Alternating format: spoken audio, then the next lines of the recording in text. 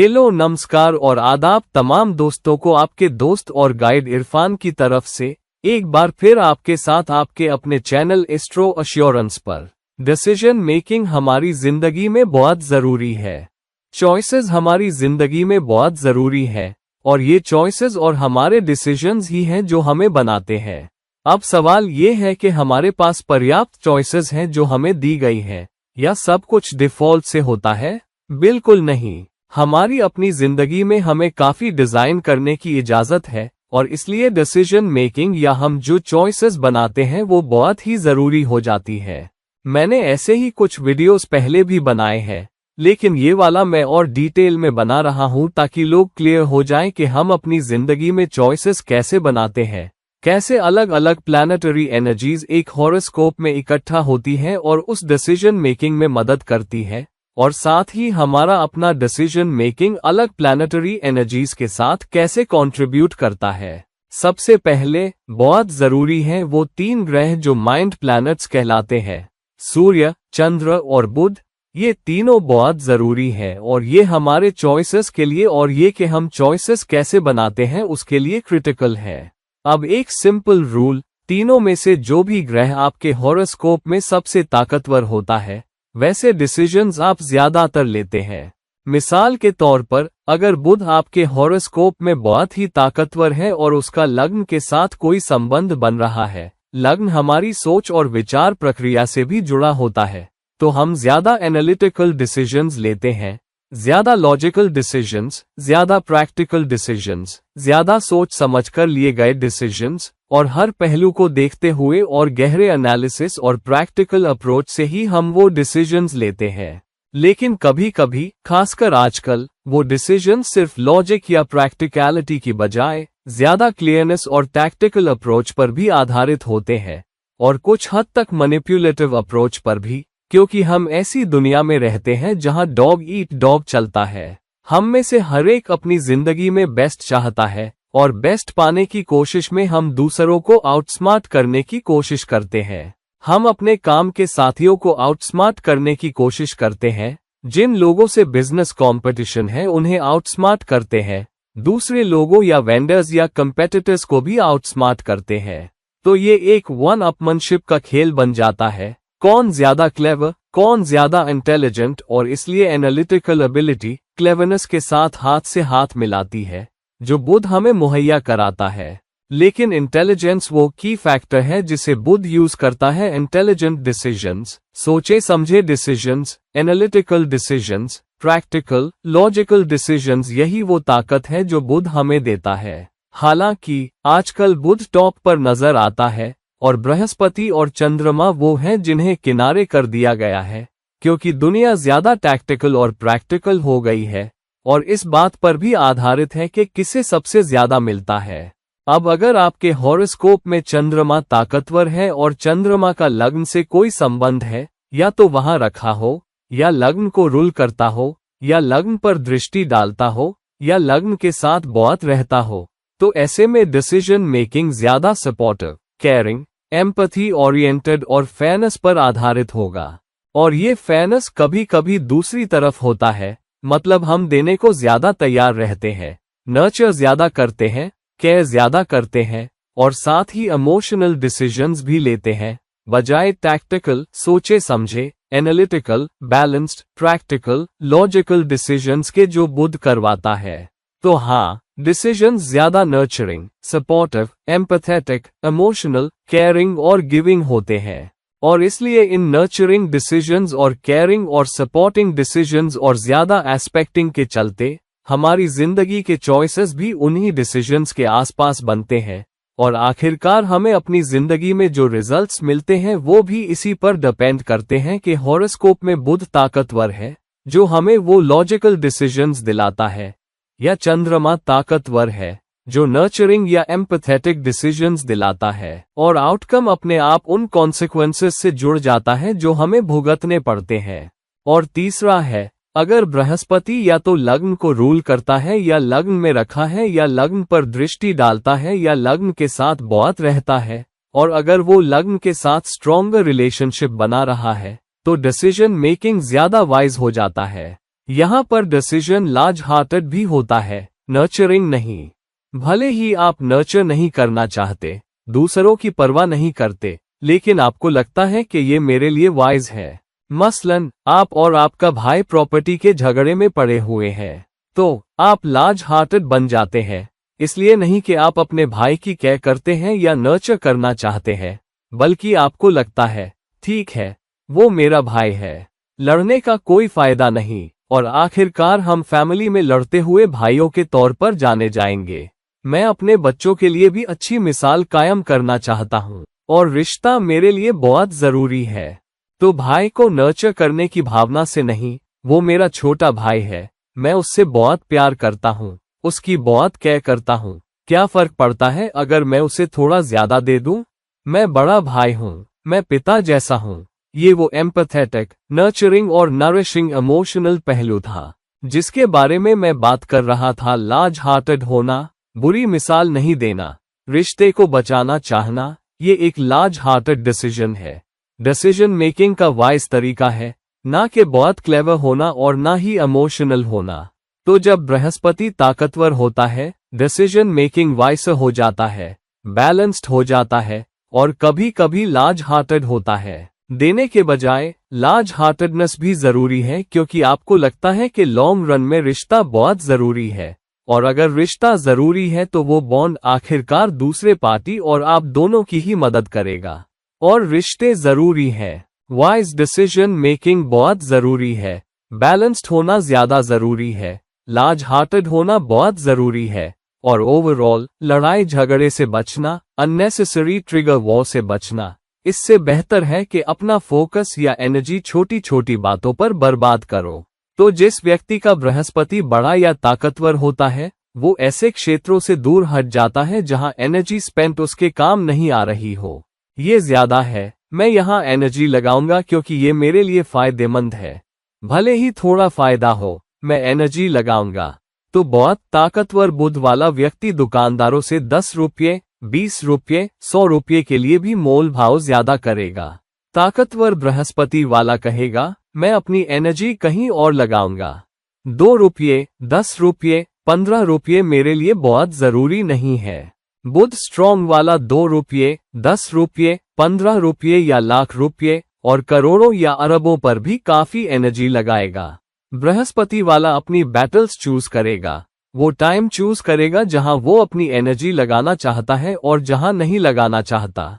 तो बुध, चंद्रमा और बृहस्पति हमारे चॉइसेस और डिसीजन मेकिंग में डिसीजन मेकर्स या हेल्पर्स या कैटलिस्ट्स हैं, जो इन 3 कैरेक्टरिस्टिक्स पर आधारित है। अब दूसरी बात यह है कि आप देखेंगे कि हॉरोस्कोप में जहां भी बृहस्पति रखा है, वहां आप ज्यादा वाइज डिसीजंस लेते हैं, और खासकर अगर बृहस्पति किसी फ्रेंडली साइन में ताकतवर रखा हो, तो आप उस भाव के एट्रीब्यूट्स के बारे में ज्यादा वाइज डिसीजंस लेंगे। तो मिसाल के तौर पर, भले ही बुध हॉरोस्कोप में बहुत ताकतवर हो और बुध लग्न को अफेक्ट कर रहा हो, तो जनरली आपकी जिंदगी के ज्यादातर डिसीजंस बुध की लाइंस पर होंगे। लेकिन जब बृहस्पति जिंदगी के उस एरिया में रखा होता है, क्योंकि बृहस्पति वहां रखा है, तो बृहस्पति की बात ज्यादा मानी जाएगी, यानी आप वाइसर डिसीजंस लेंगे और कम एनालिटिकल, प्रैक्टिकल या लॉजिकल डिसीजंस लेंगे। उदाहरण के लिए, कन्या लग्न वाले जातक के लिए भले ही बुध लग्न में एग्जॉल्टेड हो, बहुत ताकतवर, लेकिन बृहस्पति, मान लीजिए, मकर राशि में 5वें भाव में चला जाए, तो व्यक्ति वाइसर डिसीजंस लेगा, ज्यादा लार्ज हार्टेड। हो सकता है कि लॉन्ग रन में उसे इस वाइज होने की वजह से नुकसान ही उठाना पड़े, क्योंकि बृहस्पति नीच का है, फिर भी व्यक्ति वाइज होने की कोशिश करेगा।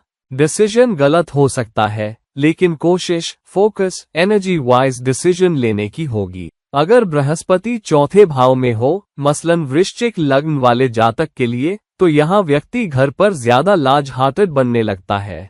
और अगर आपके लग्न में वृश्चिक में बुध है, जो अभी भी ताकतवर स्थिति है क्योंकि बुध यहाँ 11वें भाव का स्वामी है, बड़े समूह, बड़े समाज और इच्छाओं और डिजायर्स का, और लग्न में बुध बहुत ताकतवर है। लेकिन अब बृहस्पति, मान लीजिए, 4थे भाव में कुंभ राशि में चला जाए। कुंभ राशि में बहुत फ्रेंडली साइन तो नहीं, लेकिन बृहस्पति मकर से बेहतर कर लेता है। बृहस्पति व्यक्ति को घर के मामलों में, डोमेस्टिक मैटर्स में ज्यादा वाइज और लार्ज हार्टेड बनाएगा, बाकी दूसरे मामलों के मुकाबले। क्योंकि लग्न में बुध बहुत ताकतवर है, व्यक्ति अपनी जिंदगी के ज्यादातर मामलों में एनालिटिकल और लॉजिकल डिसीजंस लेगा। डोमेस्टिक लाइफ में भी बुध अपनी भूमिका निभा सकता है, लेकिन बृहस्पति 10 में से 9 बार बुध को ओवररूल करेगा।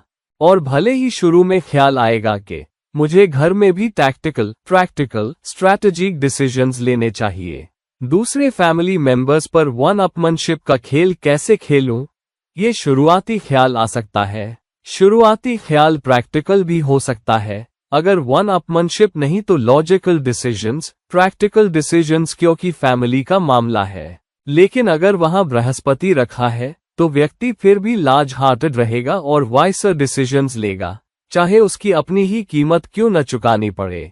तो इस तरह से कुछ भावों में रखे गए ग्रह अपनी भूमिका निभाते हैं। लेकिन एक और मिसाल लेते हैं, फिर से एक स्टैंडर्ड स्थिति रखते हैं। वृश्चिक लग्न में बुध, लेकिन अब देखते हैं कि चंद्रमा 5वें भाव में, मीन राशि में चला जाता है। तो यहाँ चिल्ड्रन के मामलों में, क्योंकि चंद्रमा 5वें भाव में गया है, 5वां भाव चिल्ड्रन को रूल करता है, यहाँ व्यक्ति के चिल्ड्रन के बारे में डिसीजंस इमोशनल डिसीजंस होंगे, ज्यादा केयरिंग, सिंपैथेटिक, नर्चरिंग डिसीजंस, ना कि लार्ज हार्टेड या सोच समझकर।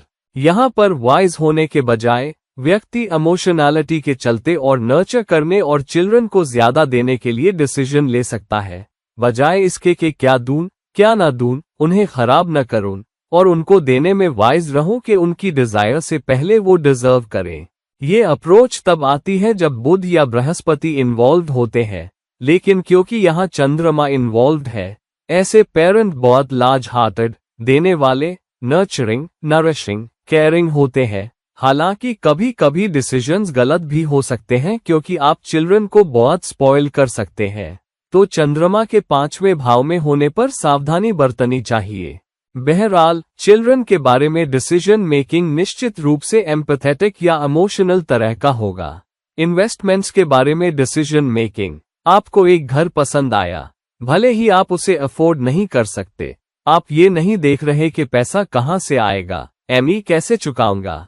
आप वो डिसीजंस लेते हैं, आप उस प्रॉपर्टी में इन्वेस्टमेंट कर सकते हैं, या स्टॉक्स में इन्वेस्टमेंट कर सकते हैं, या कोई एजुकेशन या कोर्स ले सकते हैं, ज्यादा इसलिए कि आपका मन उस वोकेशन, उस करियर, उस कोर्स से इमोशनली अटैच्ड है, बजाय इसके कि आपको लगे कि ये मेरे लिए लॉजिकल स्टेप है, ये प्रैक्टिकल डिसीजन है, ये पैसा कमाने वाला डिसीजन है। तो वो अप्रोच भी होगी। और आपके रोमांटिक लिएजन्स के बारे में भी, अगर चंद्रमा 5वें भाव में है तो आप एक इमोशनल पार्टनर बन जाते हैं, इमोशनल रोमांटिक पार्टनर बन जाते हैं, और आप वो व्यक्ति हैं जो ज्यादा देने वाला, केयरिंग, कभी कभी क्लिंगी भी।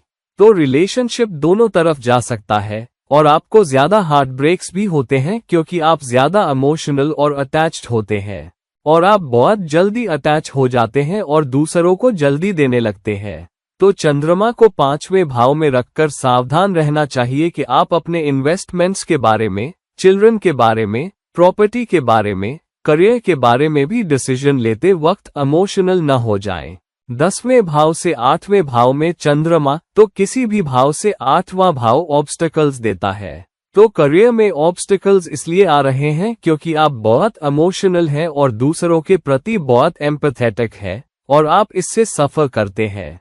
ऐसे लोग अपने करियर्स भी बदल सकते हैं, क्योंकि वो वर्क पर हैप्पी नहीं होते, वर्क पर प्रेशर्ड महसूस करते हैं, वर्क पर इमोशनल अटैचमेंट महसूस नहीं करते, अपने काम या ऑर्गेनाइजेशन या टीम से इमोशनली अटैच्ड नहीं होते। उनके मैनेजर्स और सुपरवाइजर्स से भी ग्रेट रैपो नहीं हो सकता, जिसकी वजह से जब उनकी जिंदगी में कोई अपहीवल आता है, खासकर करियर से जुड़ा, तो ऐसे लोग करियर और जॉब के बारे में इमोशनल डिसीजंस ले सकते हैं। मुझे ताज्जुब नहीं होगा अगर ऐसे लोग जिंदगी में कम से कम 3-4 नौकरियां बदल लें, या शुरू में 3-4 चेंजेस आए, इससे पहले कि वो आखिरकार सेटल हो जाएं। जब चंद्रमा समय के साथ मैच्योर हो जाता है, तो ये है कि बुध कहाँ रखा है, बृहस्पति कहाँ रखा है, चंद्रमा कहाँ रखा है, उस हिसाब से डिसीजन मेकिंग होगा। दूसरी चीज जो हमारे डिसीजन मेकिंग को प्रभावित करती है वो है मंगल अपने तरीके से। जैसे अगर मंगल बृहस्पति से जुड़ जाए, मंगल सिर्फ हमारी एनर्जी ही नहीं बल्कि टेम्परामेंट भी है। कैसा टेम्परामेंट मंगल हमें उस भाव के बारे में देता है जिसमें वो रखा है, उसकी दृष्टियों के हिसाब से भी। लेकिन मंगल जहां भी रखा है, हम उस भाव के लिए या उस भाव के एट्रीब्यूट्स के लिए या उस भाव के एरियाज के लिए लड़ते हैं, या कभी कभी उस भाव के बारे में बहुत अग्रेसिव और असर्टिव हो जाते हैं। इसी तरह जब मंगल किसी ग्रह के साथ रखा है तो वो ग्रह अपने आप को ज्यादा मजबूती से जताता है। भले ही डिसीजन मेकिंग उन लाइंस पर ना हो, मंगल हमारी एनर्जीज को उस तरफ धकेलता है। उदाहरण फिर से लग्न में बुध, चौथे भाव में बृहस्पति, पांचवें भाव में चंद्रमा, लेकिन मंगल चौथे भाव में बृहस्पति के साथ रखा है। तो यहाँ टेम्परामेंट सबसे पहले व्यक्ति के टेम्परामेंट में ये आएगा कि मुझे डोमेस्टिक अफेयर्स में, फैमिली के मामलों में लार्ज हार्टेड बनना है, गिविंग बनना है। हालांकि धीरे धीरे जब व्यक्ति ज्यादा वाइजली सोचता है तो एक वाइज काउंसिल भी अपील करेगी मंगल के इम्पटस के अलावा। तो मंगल और बृहस्पति वाले व्यक्ति के डोमेस्टिक अफेयर्स के बारे में पहला ख्याल ये आएगा वाइज डिसीजंस, मुझे लार्ज हार्टेड बनना है। लेकिन अगर सिचुएशन आपके चिल्ड्रन से जुड़ी है तो क्योंकि मंगल बृहस्पति के साथ है, आपके दिमाग में पहले ये आ सकता है, नहीं, ये मेरे बच्चों के लिए सही नहीं है, मुझे इतना लार्ज हार्टेड नहीं होना चाहिए, मैं उनके लिए ऐसा नहीं करूंगा, उन्हें बड़ा होने दो, सीखने दो। तो पहले एक ज्यादा मैच्योर ख्याल आता है क्योंकि मंगल बृहस्पति के साथ है। लेकिन फिर क्या उसे ओवररूल करता है? क्योंकि चिल्ड्रन का मामला है, इसलिए चंद्रमा मंगल और बृहस्पति की कंबाइंड एनर्जीज को ओवररूल करता है, क्योंकि चंद्रमा चिल्ड्रन वाले भाव में रखा है। तो होता यह है कि पहला ख्याल, क्योंकि मंगल बृहस्पति के साथ है, वो पहला ख्याल जो आपको आता है, मैं वाइज बनूं, लार्ज हार्टेड बनूं, समय के साथ बच्चे सीख जाएंगे, वो ख्याल आता है। लेकिन फिर भी जब वो पहला ख्याल आता है, क्योंकि मंगल वहां है, तो किकबैक या डिजाइन या डिफॉल्ट दोनों एक साथ आते हैं। चंद्रमा अपना रोल अदा करता है और कहता है, नहीं, ठीक है, मुझे इमोशनल होने दे या गिविंग होने दे, ज्यादा गिविंग होने दे। तो ये कहने के बजाय मैं ऐसा नहीं करूं, ये वाइज नहीं है। आपके दिमाग में जो भी वाइज डिसीजन पहले आया, उसे चंद्रमा वीटो कर देता है और आखिर में इमोशनल डिसीजन ले लेता है। यही बात मान लीजिए आपकी सेल्फ रिस्पेक्ट, समाज में स्टेटस, आपके काम या डेजिग्नेशन या सोसाइटी में स्टैचर जो लग्न से बनता है, और लग्न में बुध बहुत ताकतवर है। तो जब भी चॉइस के बारे में या सिचुएशन के बारे में जहां आपको डिसीजन लेना है, जहां आपका स्टेटस, आपका प्राइड, आपका डेजिग्नेशन, आपकी सोसाइटी में पोजीशन हिल रहा हो, या आपको उसके आसपास डिसीजन लेना हो, तो फिर से मंगल और बृहस्पति के साथ पहला ख्याल ये आता है कि किसी चीज के बारे में वाइज बने। रिश्ते ज्यादा जरूरी हैं, ये पहले आता है। लेकिन फिर बुध लग्न में है और ये मामला लग्न के एट्रीब्यूट्स के बारे में है, क्योंकि स्टेटस, डेजिग्नेशन, ये सब लग्न के बारे में ज्यादा है, चौथे भाव जो डोमेस्टिक अफेयर्स के बारे में है से ज्यादा। तो जब मंगल बृहस्पति की वजह से शुरू में वाइज डिसीजन मेकिंग का ख्याल आता है, तो बुध यहां ओवररूल कर देता है, क्योंकि इसमें लग्न या लग्न के एट्रीब्यूट्स इन्वॉल्व है।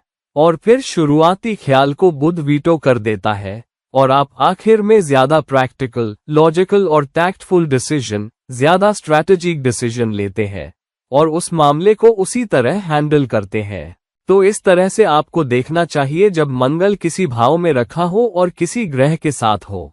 और अगर मसलन सूर्य भी पिक्चर में आ जाए तो जी हाँ, व्यक्ति की लीडरशिप भी पिक्चर में आ जाती है।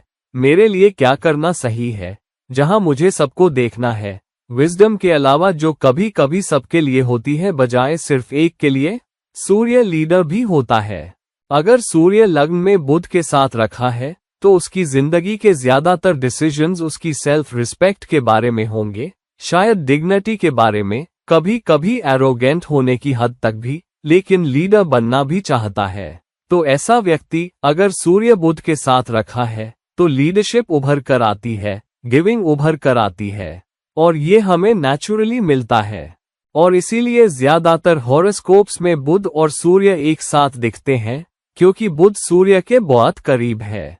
तो ये नेचुरल टेंडेंसी आपको हमें दी गई है कि हमें एक लीडर के तौर पर अपनी सोच में एनालिटिकल होना है, बैलेंस्ड होना है, लॉजिकल होना है, बजाय या तो बहुत वाइज और लार्ज हार्टेड हो जाएं या बहुत इमोशनल होकर इमोशनल चीजों के पीछे पड़ जाएं। तो इसीलिए सूर्य हमें बुध के साथ डिजाइन के तहत दिया गया है, या बुध सूर्य के सबसे करीब है, ताकि आपकी सोल, आत्मा भटके नहीं और लॉजिकल, प्रैक्टिकल डिसीजंस ले सके। लेकिन सोल का डिसीजन, सूर्य का डिसीजन भी जरूरी है, लीडरशिप, अकाउंटेबिलिटी, और ये कि आप कैसे डिसीजंस ले रहे हैं जो मॉरल और एथिकल है, क्योंकि सूर्य आपके एथिकल और moral fibre, strong moral fibre के लिए भी खड़ा होता है। तदनुसार अगर आपका डिसीजन अगर सूर्य लग्न में इन्वॉल्व है तो डिसीजन उसी के आसपास होगा। लेकिन मान लीजिए सूर्य चंद्रमा के साथ रखा है और सूर्य बुध के डिग्री डिफरेंस बड़ा है और सूर्य चंद्रमा का डिग्री डिफरेंस छोटा है, तो चंद्रमा ज्यादा ताकतवर भूमिका निभाता है और सूर्य चंद्रमा का योग ज्यादा ताकतवर भूमिका निभाता है। तो यहाँ इमोशनैलिटी तो होगी ही, लेकिन साथ ही व्यक्ति एक लीडर भी होगा। तो एक ज्यादा एम्पैथेटिक, गिविंग लीडर, ज्यादा कंसिडरेट लीडर, ज्यादा फॉरगिविंग लीडर बनता है। तो आपको लोग मिलेंगे जो लीडर्स हैं लेकिन कंसिडरेट है, इमोशनल हो सकते हैं लेकिन लीडरशिप लेवल पर लॉजिकल और प्रैक्टिकल भी है, अकाउंटेबिलिटी लेना चाहते हैं, जो अपनी टीम्स पर नर्म है और फॉरगिविंग भी है। तो सूर्य चंद्रमा का साथ ये है। हालांकि सूर्य और बृहस्पति एक साथ आए, यहाँ एक लीडर के तौर पर डिसीजन मेकिंग, या आप कैसे लीडर बनते हैं और लीडर के तौर पर डिसीजंस लेते हैं, वो विजडम पर आधारित होता है। आप लार्ज हार्टेड भी है, लेकिन रिलेशनशिप जरूरी है और आप सबको, टीम को साथ लेकर चलना चाहते हैं, क्योंकि आपको लगता है लॉन्ग रन में टीम जरूरी है और ये व्यक्ति जरूरी है, मैं इसे ग्रूम करूं। और क्योंकि यहाँ बृहस्पति इन्वॉल्व्ड है, आप ग्रूम करना चाहते हैं, काउंसिल करना चाहते हैं, सिखाना चाहते हैं। तो सूर्य लीडर और बृहस्पति काउंसलर और टीचर एक साथ आते हैं और ये एक अच्छा कोच, अच्छा लीडर कोच, अच्छा मैनेजर कोच बनता है। और ऐसे लोग अपनी टीम्स को बेहतर ग्रूम करेंगे, लीडरशिप लेंगे, अकाउंटेबिलिटी लेंगे, फेलियर की रिस्पॉन्सिबिलिटी भी लेंगे। ये वो हिस्सा है जो सूर्य अदा करता है। लेकिन अगर मसलन बृहस्पति और शुक्र का योग हो, तो उस एट्रीब्यूट के बारे में डिसीजंस जहां भी बृहस्पति रखा है, उदाहरण के लिए बृहस्पति और शुक्र दूसरे भाव में एक साथ रखे हैं। बृहस्पति दूसरे भाव का कारक है, शुक्र दूसरे भाव में ताकतवर है क्योंकि शुक्र दूसरे साइन वृषभ का नेचुरल रूलर है। तो यहाँ व्यक्ति, क्योंकि बृहस्पति और शुक्र एक साथ है, लाइवलीहुड के मामलों में, डिपेंडेंस के मामलों में, पैसा कमाने के मामलों में, बचत के मामलों में, खाने के मामलों में, इन सब में डिसीजंस लार्ज हार्टेड होंगे। तो हमारे पास ढेर सारा खाना होगा, ढेर सारे रिसोर्सेज होंगे, स्ट्रॉन्ग लाइवलीहुड होगी, खासकर अगर बृहस्पति ताकतवर हो, शुक्र ताकतवर हो।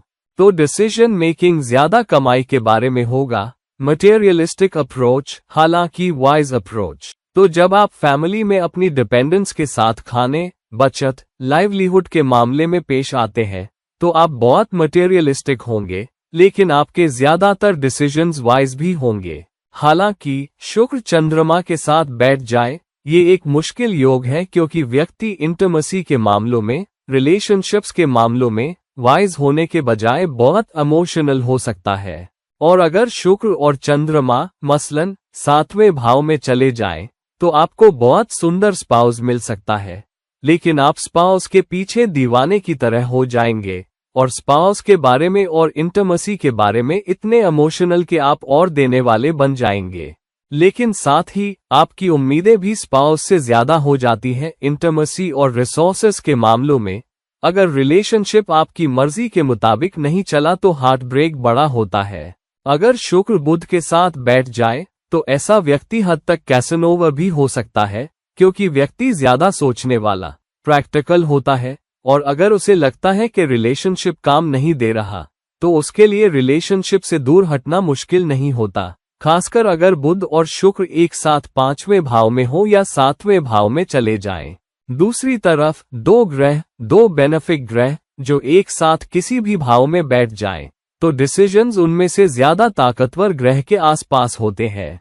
मिसाल के तौर पर अगर बृहस्पति और चंद्रमा दोनों 10वें भाव में हो, बृहस्पति विजडम है जो रिश्तों को साथ रखता है और रिश्तों को लेकर चलता है, जबकि चंद्रमा ज्यादा इमोशनल है, लेकिन 10वें भाव में रखे हैं, तो 10वें भाव में अगर बृहस्पति ताकतवर है तो डिसीजन वाइसर होगा, रिलेशनशिप के बारे में होगा। लेकिन अगर चंद्रमा ताकतवर है तो आप दूसरों के प्रति केयरिंग और नरिशिंग होंगे, लेकिन आप खुद भी बहुत इमोशनल होंगे, तो आपको इमोशनल आउटब्रेक्स हो सकते हैं, अचानक बुरा लग सकता है, मूडी हो सकते हैं, टेम्परामेंटल हो सकते हैं, डिप्रेस्ड भी हो सकते हैं क्योंकि जॉब आपको उस तरह से सर्व नहीं कर रही जैसा आप सोचते हैं कि करनी चाहिए। तो वे जिस तरह से एक साथ आते हैं उसी हिसाब से डिसीजन मेकिंग में अपनी भूमिका अदा करते हैं। अब डिसीजंस कब बहुत गलत हो सकते हैं? डिसीजंस बहुत ही गलत होते हैं जब इनमें से किसी भी ग्रह के साथ कोई मैलेफिक पीड़क ग्रह रखा हो। अगर बुध राहु के साथ जुड़ जाए तो बहुत मैनिपुलेटिव डिसीजन मेकिंग, बहुत क्लेवर डिसीजन मेकिंग जो मैनिपुलेशन और ट्रिकरी पर आधारित हो। ऐसा व्यक्ति दूसरों को ट्रिक करने या नीचा दिखाने से नहीं हिचकिचाएगा जब तक उसका अपना मतलब पूरा हो।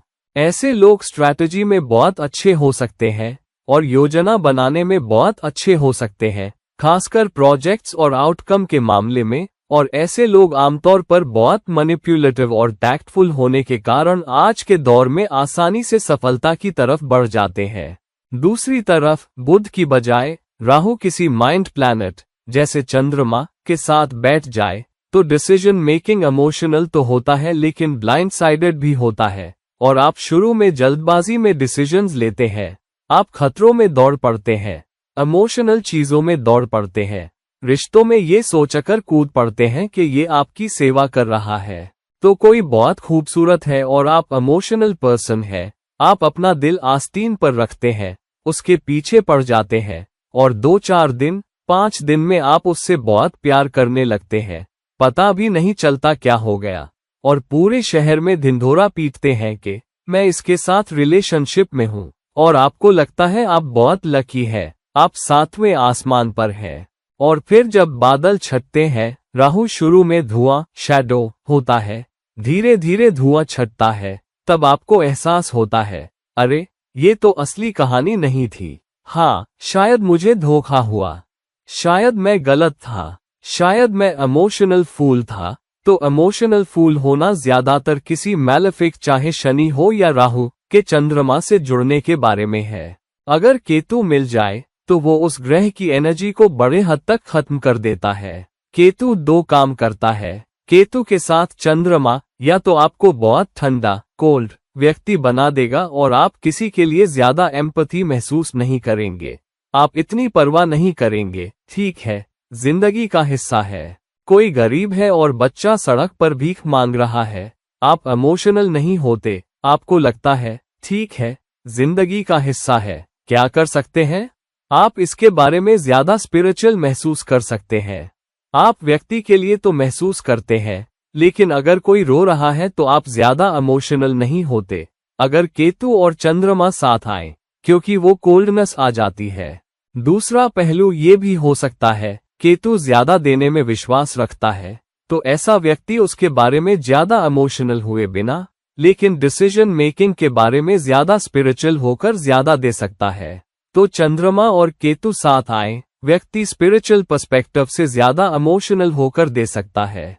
अगर बुध और केतु साथ आए तो व्यक्ति बहुत एनालिटिकल तो होगा लेकिन फिर भी स्पिरिचुअल। देखो, लोगों को पर्याप्त पैसा नहीं मिलता, वेल्थ का डिस्ट्रीब्यूशन सही नहीं है, तो डिसीजन अब भी लॉजिकल है लेकिन स्पिरिचुअली लॉजिकल।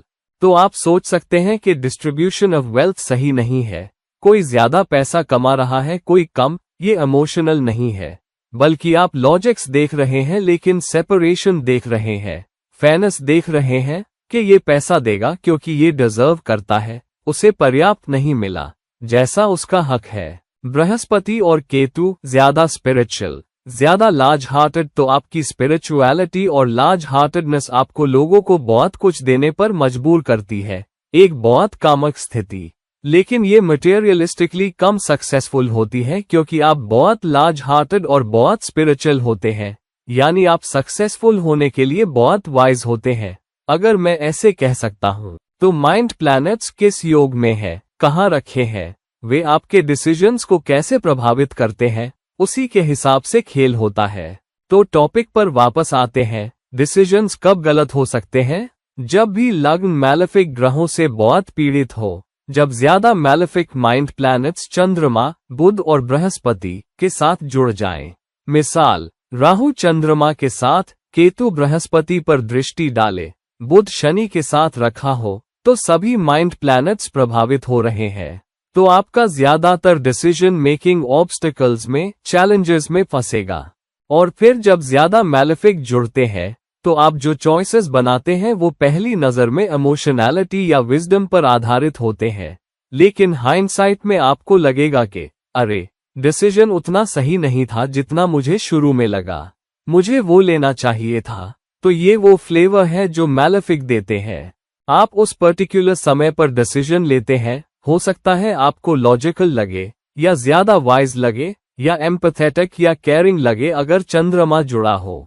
हालांकि लॉन्ग रन में, हाइंडसाइट के साथ, आपको लगेगा नहीं नहीं नहीं, ये गलत डिसीजन था, मुझे ये डिसीजन नहीं लेना चाहिए था।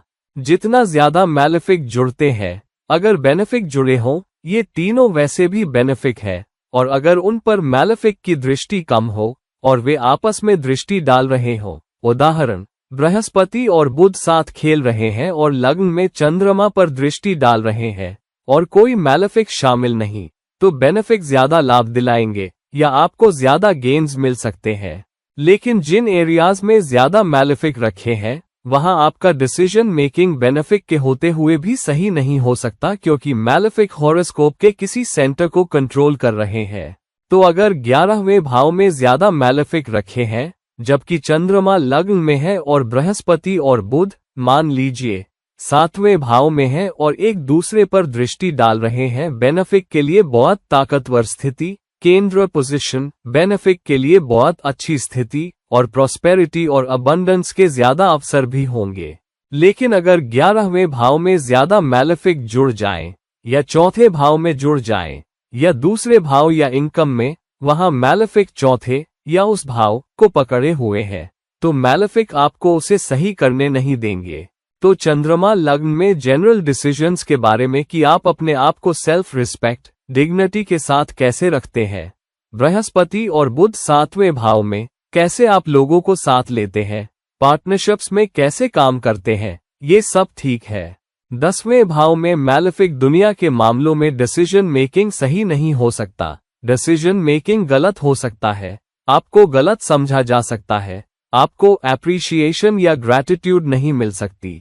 तो जहां ज्यादा मैलेफिक जुड़ते हैं, उन भावों के बारे में डिसीजन मेकिंग गलत हो सकता है। और अगर 2 या उससे ज्यादा मैलेफिक आपके लग्न पर दृष्टि डाल रहे हैं, चाहे दूसरे 3 ग्रह कितने भी ताकतवर क्यों ना हो, अगर उनमें से कोई भी दृष्टि या लग्न को रूल करने या बहुत ताकतवर होने के जरिए शामिल नहीं है, तो आपके ज्यादातर डिसीजंस 10 में से 7-8 डिसीजंस आपके खिलाफ जाएंगे या जैसा आपने प्लान किया वैसा नहीं होंगे। उस समय आपका दोस्त, सबसे वाइज लोग भी कह सकते हैं, ये डिसीजन आपके लिए सही है, और आप उसी के अनुसार डिसीजन ले सकते हैं। लेकिन बाद में आप पाएंगे, political situation, social situation, pandemic की वजह से वो डिसीजन आपके खिलाफ चला जाएगा, क्योंकि मैलेफिक ज्यादा शामिल है, लग्नेश पर दृष्टि डाल रहे हैं, वो नहीं होने देंगे। तो फिर आप अपनी जिंदगी में ज्यादा सही चॉइसेस कैसे बनाते हैं? आप जानते हैं, अप्रोच टू लाइफ, मेरा मतलब, मैं अपने और अपने बॉयज के बारे में सोचता हूँ। मुझे अपने और अपने बॉयज के अलावा और कुछ सोचने की जरूरत नहीं है। और हाँ, मेरे दोस्त, मेरा सोशल सर्कल और मेरे क्लाइंट्स, तो मुझे लगता है कि हमें अपनी जिंदगी में ज्यादा स्पिरिचुअल होने की जरूरत है, और ज्यादा एक्सेप्टिंग और ज्यादा ग्रेटफुल होना चाहिए सुप्रीम एनर्जी के प्रति। सुप्रीम एनर्जी आपको जिस भी सूरत ए हाल में रखे, आप अपना कर्मा करो, अपनी कॉन्शियंस अंतरात्मा की सुनो, अपने प्रिंसिपल्स और वैल्यूज पर अडिग रहो, अपना पाउंड ऑफ फ्लैश भी ले लो, लेकिन ज्यादा एथिकल और राइचस तरीके से।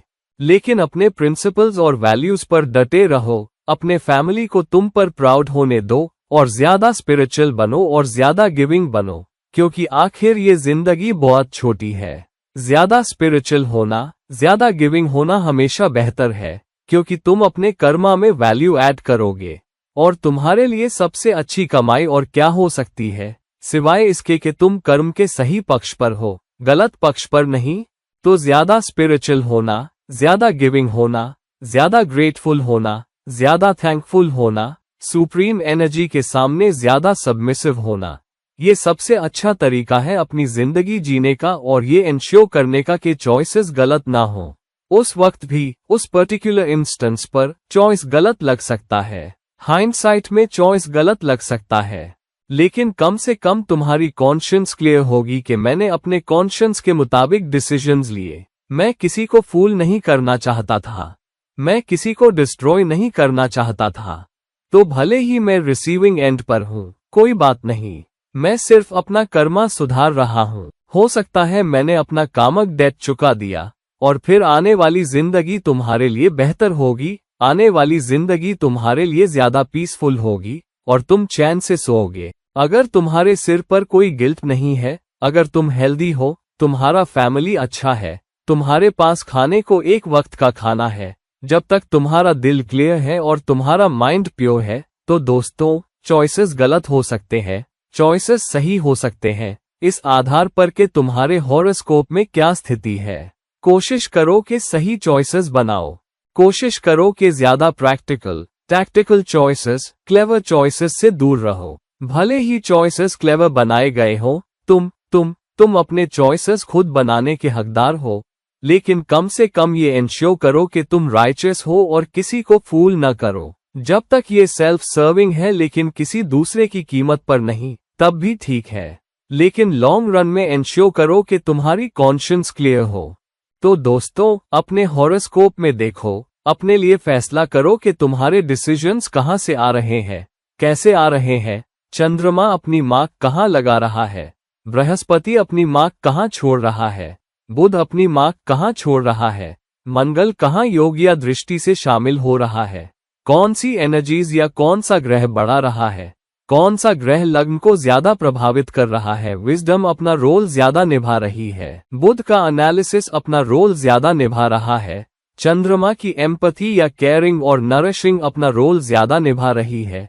कौन से ग्रह तुम्हारे करियर के बारे में डिसीजन मेकिंग को प्रभावित कर रहे हैं, कौन से ग्रह तुम्हारी इनकम या सेविंग या अर्निंग को दूसरे भाव के बारे में प्रभावित कर रहे हैं, कौन से ग्रह चौथे भाव, घर का वातावरण, डोमेस्टिक एनवायरनमेंट के बारे में तुम्हारे डिसीजन मेकिंग को प्रभावित कर रहे हैं, पांचवें भाव चिल्ड्रन इन्वेस्टमेंट्स के बारे में, छठे भाव करियर, कलीग्स के साथ कैसा बिहेवियर के बारे में, सातवें भाव पार्टनरशिप, स्पाउस, मैरिटल अफेयर्स के बारे में, आठवें भाव तुम कैसे ऑब्स्टिकल्स ओवरकम करोगे या हैंडल करोगे और दूसरों का पैसा के बारे में, नौवें भाव ट्रैवल, एजुकेशन, गुरु से रिलेशनशिप, फादर के बारे में, और 12वें भाव स्पिरिचुअलिटी और तुम कैसे लॉसेस लेते हो और फिर भी जिंदगी को ज्यादा स्पिरिचुअल और स्माइलिंग और ग्रेटफुल हार्ट के साथ जीते हो के बारे में।